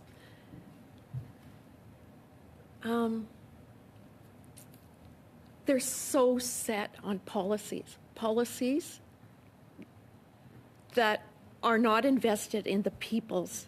They're harming the peoples, they're not flexible, and they will not change. You try and connect with a person, they don't answer you. They pretend you don't exist. They won't phone you back. You have to phone another person. You try to find out who made these policies. You finally find out.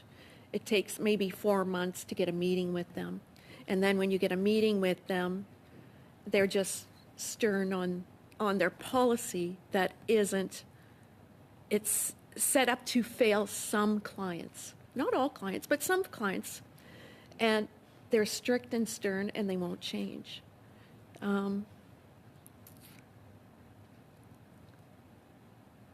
It's a very hard life being a disabled person if you don't have an advocate. You're in big trouble. And many of the social problems right now, out in the communities and in the cities, the homeless, right? The justice system. They stem from a lot of these. I worked in the education system for a while. And some of the students that had problems, okay, because they couldn't learn. It wasn't their fault, intellectual disabilities, okay? I moved on several years later, and I worked in the RCMP. So I'd see these people trickle down into that system, right? And those people's, it was a culture that wasn't changing, right? There was nobody there to help them. It started right in the school years, where they never had the supports they needed, right? Then they're adults.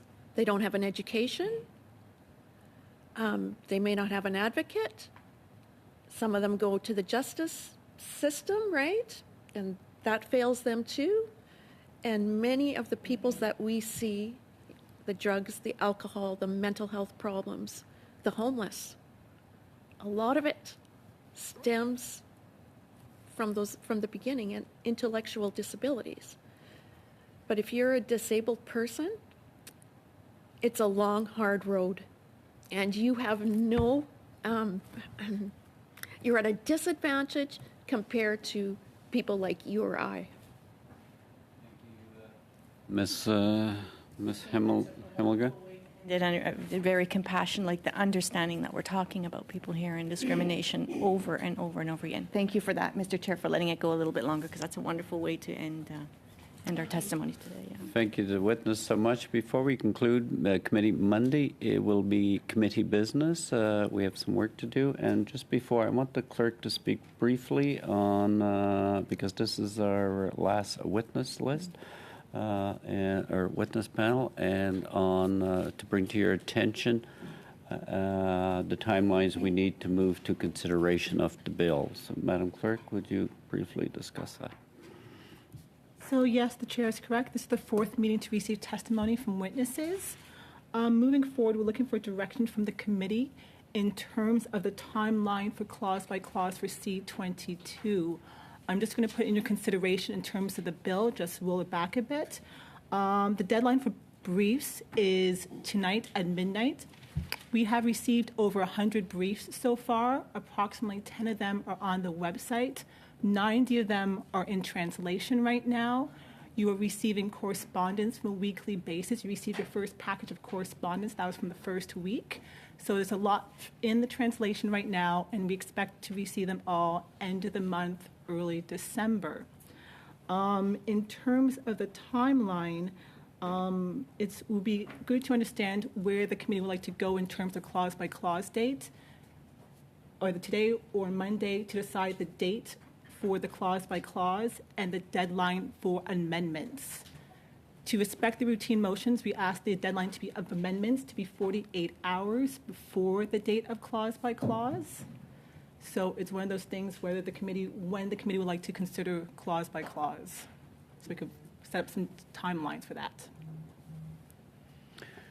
Okay, so we'll need to make clear decisions. Today, clause by clause, we could not begin clause by. Could we begin it on Wednesday if we made that decision today? No. Well, the committee, if they want a Wednesday to have 48 hours for the amendments and deadlines, ideally that would probably have to be like a Monday at noon at the latest for those amendments to be submitted. I'm not too sure where everyone is with drafting. Okay, I see Madame Falk, then Miss Gray, and Madame Shabat, and we are over our 2 hours as well. When will we have all the briefs translated? Like, when will we have that? So we. She said that the first week of December at the okay, latest. First week of December. Yeah. Madame Gray, and then Madame Shabat.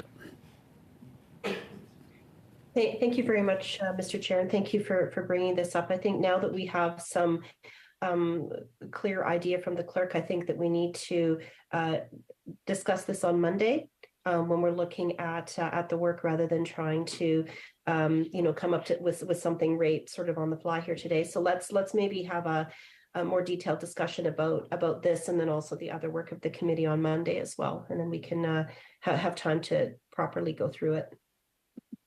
That's why I'm raising it now, to get direction. Madame Shabat.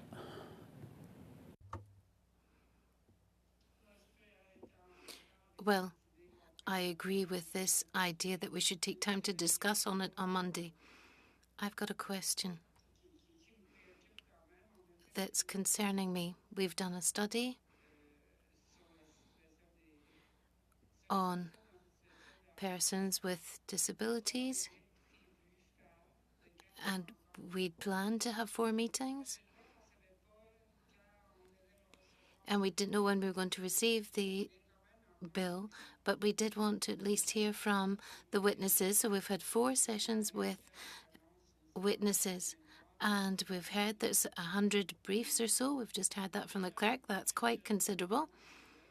So my question and my ask would be, as happens with all of the committees and all of the motions that we study, we want to have a correct report on this study and then bring out the recommendations that have been made. We need to have a written trace of all of this so that we can hand that over to the minister over and above the adoption of Bill C-22. We don't need to discuss that today, but it's something I'd like us to consider. Otherwise, all of this may just be lost. Is that how you were imagining we would proceed with the report? Thank you, Madame Chabot. A good point was raised. We can have this wholesome discussion on Monday's meeting on how the committee wants to proceed forward, but I just want to signal the timelines on the routine motions we have to follow. So with that, seeing no further questions, and we're over time, I will, is it the wish of the committee to adjourn? The committee now adjourns.